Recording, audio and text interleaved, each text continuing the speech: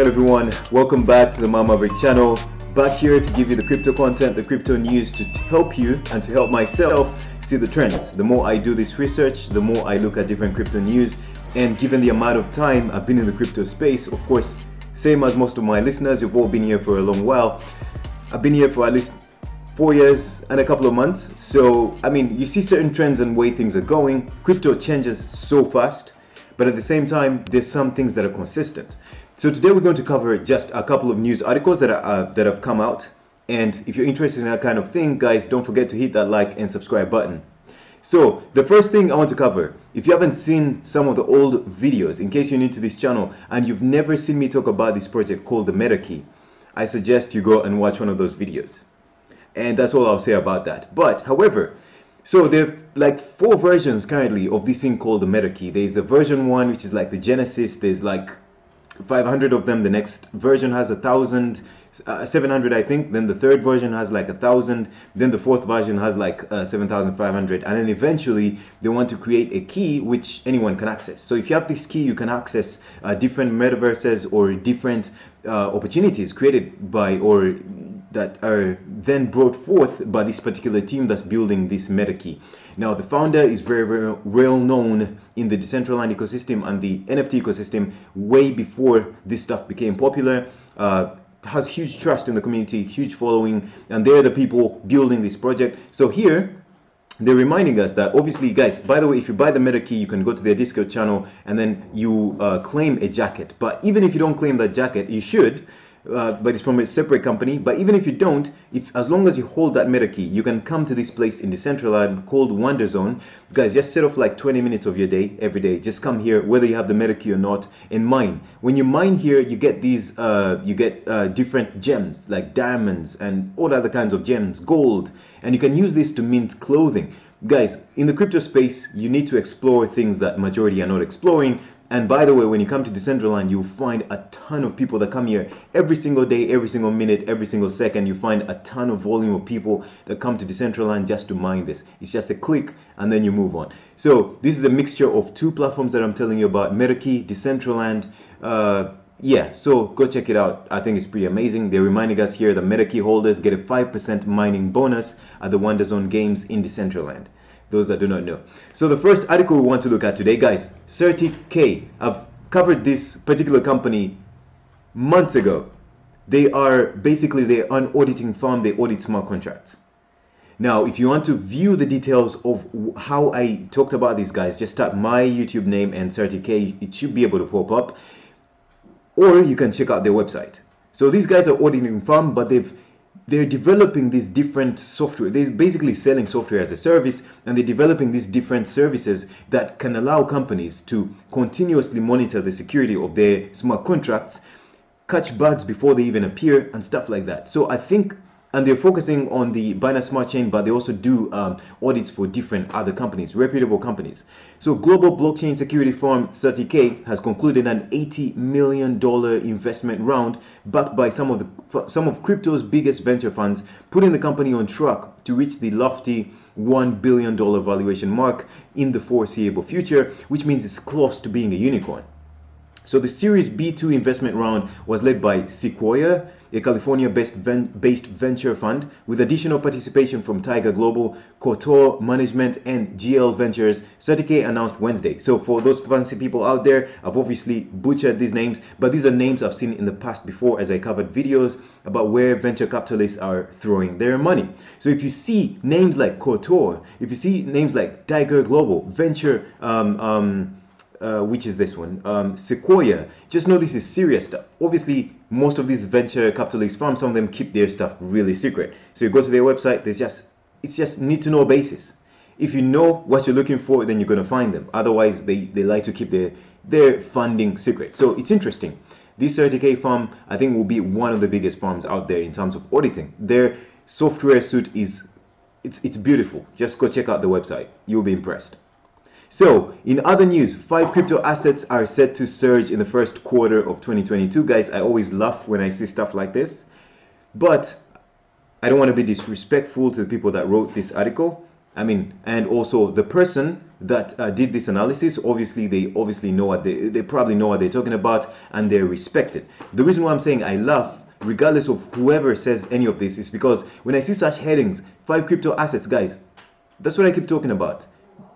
Be careful with the mainstream news. Just do your own research. By the time you see something in the news like this, be careful. Always take it with a grain of salt. Anyways, but assuming this person's analysis, they're basically talking about CRV, which is a curve DAO token, which is TRV. They also mentioned Ethereum. They've mentioned Polygon Matic. They've mentioned Luna, the STX, which comes from another ecosystem. From the there's also a Rune, which comes from the Thor chain. So these are different, all layer 1, most of them layer 1, others layer 2, like Matic. I'm extremely bullish on some of the cryptos here. I'm not bullish on some of them, but I'm not going to pick and choose in here. I'm just saying, regardless of what I feel about the cryptos in here, be careful with news that tells you this is going up, this is going up. That's all I'm saying. But however, interesting, that something I wanted to talk about today. Okay, so in other news, Metaverse news, if you feel a certain way whenever you hear that word Metaverse or Meta, if you feel like I'm tired of this buzzword, just know you're not approaching this the right way. The way crypto works, the people that do not get tired of these buzzwords and they continue doing research and building and researching, those are the people that actually find out where this space is going. So Metaverse is a massive opportunity for crypto, says Bank of I think the Bank of America, something like that, strategist. Okay, so the Metaverse will be what finally pushes crypto to be used as currencies in the virtual world. I agree. A strategist of Bank of America said about the potential of the fast-growing crypto niche. I definitely believe this is a massive opportunity. You need the right platforms. That is definitely going to be a big opportunity for this entire ecosystem. So Bank of America head of global thematic investment strategy, Haim Israel, was quoted by Insider as saying, he added that the Metaverse is where we're going to start using cryptocurrencies as currencies, although he also said that this will most likely be in the form of stablecoins given the volatility of the cryptocurrencies. Guys, I'm going to stop it there, but out of experiences and the amount of times I've used Metaverses, I actually kind of agree with him there. Because one day, a very, let's say you're buying toilet, I give a lot of examples of toilet paper. Okay, let's say you're buying a mouse in the Metaverse and it's going to be delivered to you. If it's not in a stable coin, one day it's $5, where one token each representing $1 value, and you want to buy this mouse for $5. By the time you get the $5 maybe 2 days later, the token is now worth $2, and now this mouse is worth $10, and that's what's happening now in places like Decentraland. You find the outfits that were worth $1,000, they're now worth $4,000, not because the demand has gone up, but because the token that they're priced in has gone up. So it's hard to kind of evaluate. The same thing comes with the land. The land in, for example, Decentraland, when prices of mana are down, it's at a very high cost in terms of mana. But when the prices of the mana token go up, the price of the land goes down. In the dollar value is still extremely high, of course, due to demand, but also the price of the token shoots up the value of the land. So that's a metric that people are going to have to watch out for. But in short, I agree with this gentleman right here. The Metaverse is obviously going to be something, and they further reiterate in this article that it's going to be something that's going to really push that global adoption, and it's going to compete with so many other Web3, Web2 type of companies, the ones that haven't really onboarded onto this new type of virtual currency, virtual payments, virtual products kind of services that are being offered or built by savvy people out there or interested parties. So in other news as well, paying it forward in Web3, crypto communities are funding the future. Guys, I'm not going to read through all this. Basically, the essence of this article, what they're trying to say here is you have different communities organizing different events. You can see Ethereum organizes events, Repo organizes events. You have different ecosystems, Decentraland, you find events. So different ecosystems without the watchful eye of universities or the support of other institutions. Community members within the crypto space are organizing and pushing forward these ideas on their own, funding different activities, different projects out there, and organizing all these community meetups to see that this space actually grows. On the side of regulation and the people that would help this space to grow, we're seeing so much headwind. There's so much resistance coming from their side, but the community is saying, hey, technology never stops. People will keep building no matter what. When Bitcoin was released in 2008, or rather mined in 2009, the first Genesis block, that was it. The Pandora's box is open. The cat's out of the bag. Everything is out there. No matter what the regulations say, this space, people will never stop innovating. I think that's what some of the regulators do not realize. If something looks threatening to you, to quote CZ Binance, if something looks threatening to you, then the best thing to do is to join it and fund it and innovate as much as possible so that you understand what it is. The incumbents, I think, do not understand this.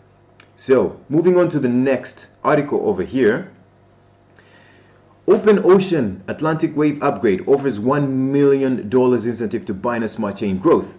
Guys, I'm not going to go into the detail, but basically OpenOcean, this is a platform that wants to focus on the Binance ecosystem, but they want to be interoperable with not only centralized ecosystems, but also other decentralized ecosystems and other networks out there like Avalanche, like Polygon Matic, like Ethereum, like Solana, like all other platforms that you see out there that are very popular, Flow blockchain and so on. They want to aggregate all this value such that users that stake on this platform can get the most yield that they can get, because it aggregates all that value from different decentralized and centralized platforms, puts it together, and then offers the best yields on the market. Then this project is obviously funded under the watchful eye of the Binance ecosystem, which means there is a large amount of volume flowing through this ecosystem. I understand it's competition, guys. It's competition. Some of us might not like it, might not like this competition because it's going to draw volume away from the projects that we're interested in. But as I say, crypto is in its nascent stages, and whatever is happening in the crypto space, all kinds of attention and money flowing towards the development of the crypto space, hashtag Budo, we have to support it because it's good for the crypto space, even if it might not be good for our immediate ecosystems that we're invested in. So I think this is good. So those that want to check out OpenOcean, I guess the name, OpenSea, the one popular on the most popular NFT trading platform and listing. Now these guys have named theirs OpenOcean. So competition is pretty tight in this space. It's pretty tight, but it's good. It means good products will come out in the end, regardless of who gets wrecked in the middle. So if you want to check out more, they have a documents page where you can read out how it works, usage and fees, security and auditing, the roadmap, and so on. I guess they're a bit more centralized, but they're aggregating everything. So what, in essence, they're going to build smart contracts for every ecosystem they want to connect with to aggregate all that data. Okay, in the next article, IDEX to launch hybrid liquidity decentralized exchange on the Polygon network. So there's a platform called IDEX. Okay, we can see here IDEX, a decentralized cryptocurrency exchange based in San Francisco, has announced the upcoming launch of its version 3 hybrid liquidity DEX on Polygon. So the hybrid model will merge traditional order book functionalities with automated market maker liquidity pools in a bid to cultivate higher financial returns for the services liquidity providers, as well as provide typical investment tools such as stop losses, limit orders, and real-time execution. You see the focus here: liquidity, liquidity, liquidity. If you're not too sure why I say those words 3 times, check out the last 2 videos I've made and you will start putting things into perspective. This whole space cannot move forward without liquidity. If you have $1 million worth of some token and one person buys one token for $1, it's like you have $1 million worth, but you don't actually. That liquidity does not exist. So liquidity is very fundamental towards the progress of this space.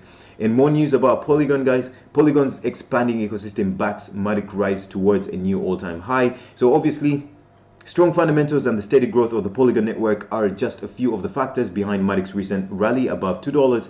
I'm going to stop it there. This is pretty obvious. OpenSea integrated Polygon. Unstoppable domains, and so many other platforms are slowly decentralized. So many other platforms are slowly integrating the Polygon ecosystem, and I've always talked about Polygon network as something to watch. There's so many other competing layer 2 solutions, but guys, Polygon is one of those. Not too much institutional eyes on it. It still has a bit of decentralization in it, in the way it's being built, and it's the one that's still friends with the Ethereum ecosystem. So a lot of people are going to be backing it just because of that. Okay, so that's all I want to talk about today, guys. I hope you learned something. Basically, these ecosystems are evolving this way. Sometimes venture capitalists are pushing money into particular ecosystems, but others are growing organically in different ways. But we definitely see the trends, the metaverses, the liquidity within decentralized exchanges, different decentralized exchange aggregators that want to compete, that want to take away all the attention away from the other decentralized exchanges.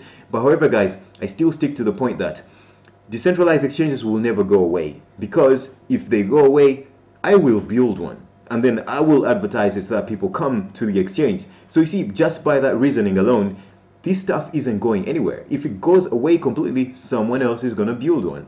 So be very careful when you're doing research in the crypto space, and always use your mind to look beyond what you see in the news. So most of the articles that I've read here are extremely bullish for the crypto news, but I do not take them on the surface. Look beyond what they're trying to tell you and stick to your targets and goals and where you want to be in the crypto space. All right, guys, that's all I wanted to say today. Take care. Have a good one. Bye-bye.